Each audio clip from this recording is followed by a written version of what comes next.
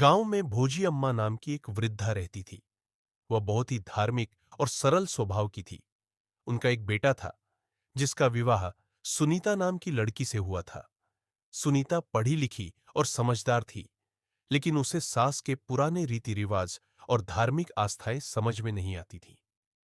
भोजी अम्मा का नियम था कि वह सुबह जल्दी उठती, स्नान करके तुलसी को जल चढ़ाती, घर में दीप जलाती और रामायण का पाठ करती। लेकिन उनकी बहू को यह सब व्यर्थ लगता था। एक दिन सुनीता ने गुस्से में कहा, अम्मा, आप रोज ये पूजा पाठ और मंत्र क्यों जपती हैं? इससे क्या मिलता है? ये तो सिर्फ समय की बर्बादी है।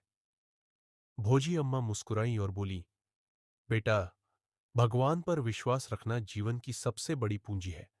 जब कोई अपना भी साथ छोड़ देता है, तब भगवान ही हमें संभालते हैं।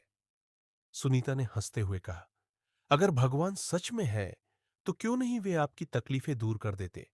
घर में धन की तंगी है, बेटा नौकरी के लिए भटक रहा है, फिर भी आप कहती हैं कि भगवान सब देख रहे हैं। भौजी अम्मा शांत रहीं और बस इतना कहा, सही समय पर भगवान की लीला समझ आएगी, तब तुम खुद जान जाओगी। भगवान की कृपा कुछ महीनों बाद गांव में एक बड़ी विपत्ति आ गई। भारी बारिश और बाढ़ के कारण कई घरों को नुकसान पहुंचा। भौजी अम्मा का घर भी इस आपदा से बच नहीं पाया। लोग अपने घर छोड़कर सुरक्षित स्थानों की ओर भाग रहे थे। सुनीता बहुत डर गई। उसने घबराकर कहा, अम्मा, अब क्या होगा? हमारा सब कुछ खत्म हो गया। भोजी अम्मा फिर भी शांत थी।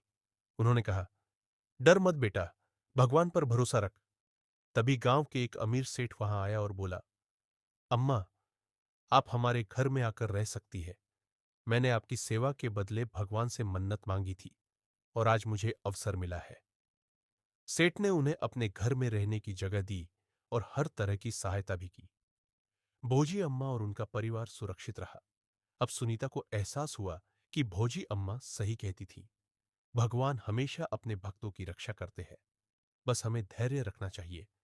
उसने अम्मा से माफी मांगी और कहा, अम्मा, अब से मैं भी भगवान पर विश्वास रखूंगी और पूजा पाठ करूंगी।